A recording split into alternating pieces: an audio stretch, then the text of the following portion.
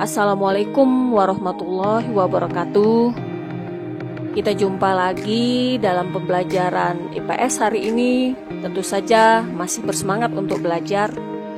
Kita akan membahas subtema kedua yang berjudul interaksi sosial dengan submaterinya bentuk-bentuk interaksi sosial.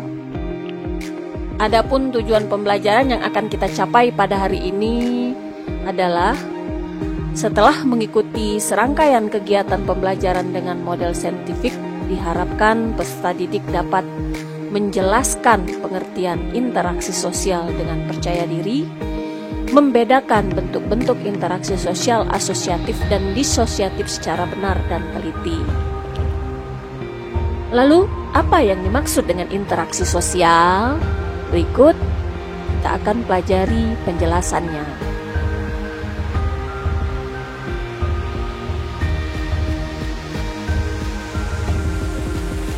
Secara umum, konsep interaksi sosial adalah sebuah hubungan timbal balik antara individu dengan individu yang lainnya, atau juga pada setiap kelompok dengan kelompok lainnya. Menurut John Lewis Gillin, memahami interaksi sosial adalah hubungan sosial yang dinamis yang melibatkan hubungan antara individu dan kelompok atau antar kelompok. Menurut Gillin and Gillin, ada dua bentuk interaksi sosial, yaitu proses asosiatif dan disosiatif. Proses asosiatif adalah suatu bentuk proses sosial yang mengarah pada kerjasama antar pihak.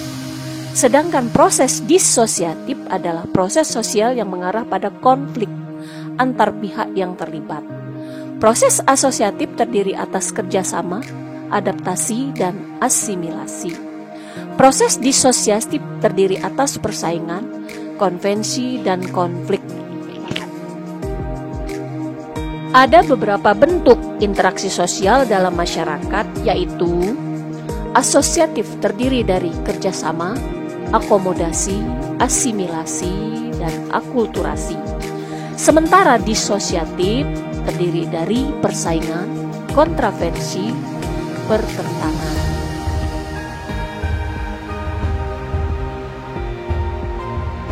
Dua bentuk interaksi sosial yang sifatnya berlawanan, yaitu interaksi sosial asosiatif dan interaksi sosial disosiatif yang akan kita pelajari secara rinci selanjutnya.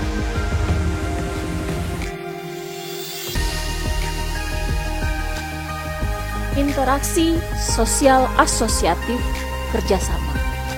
Proses saling mendekati dan bekerja sama antar individu, antar kelompok dengan tujuan untuk memenuhi kepentingan dan kebutuhan bersama.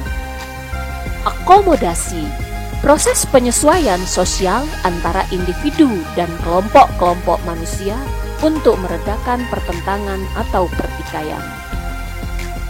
Asimilasi adalah proses sosial yang timbul bila ada kelompok masyarakat dengan latar belakang kebudayaan yang berbeda saling bergaul secara insentif dalam jangka waktu yang lama, sehingga kebudayaan asli yang mereka miliki lambat laun berubah membentuk kebudayaan baru. Akulturasi, proses sosial yang timbul apabila suatu kelompok masyarakat dihadapkan pada suatu kebudayaan asing, kemudian unsur kebudayaan asing tersebut lambat laun diterima dalam bentuk kebudayaan sendiri, tanpa menyebabkan hilangnya kepribadian kebudayaan itu sendiri.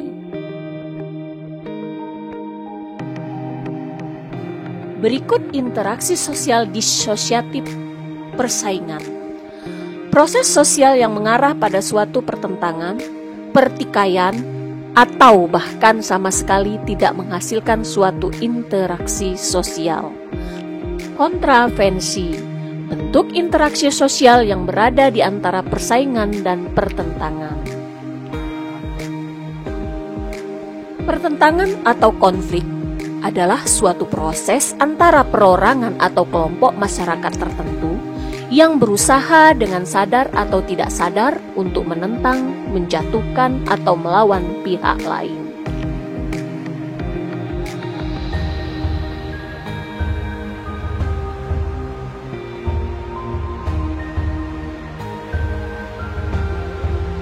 Berikut adalah contoh-contoh interaksi sosial yang terjadi di dalam masyarakat sekitar kita.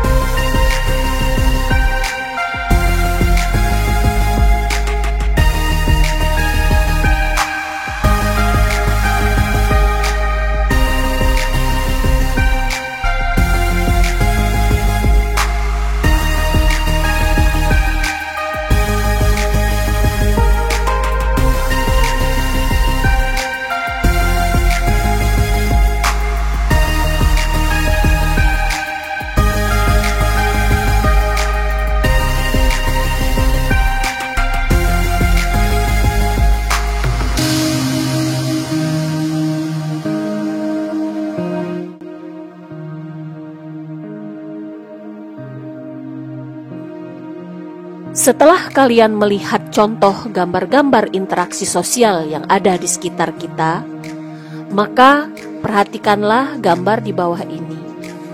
Setelah kalian cermati, jelaskanlah dampak positif dari bentuk interaksi sosial disosiatif pada gambar tersebut. Buatlah kesimpulan dari hasil pembelajaran kita hari ini mengenai bentuk-bentuk interaksi sosial asosiatif dan disosiatif. Sampai jumpa dalam pembelajaran kita selanjutnya.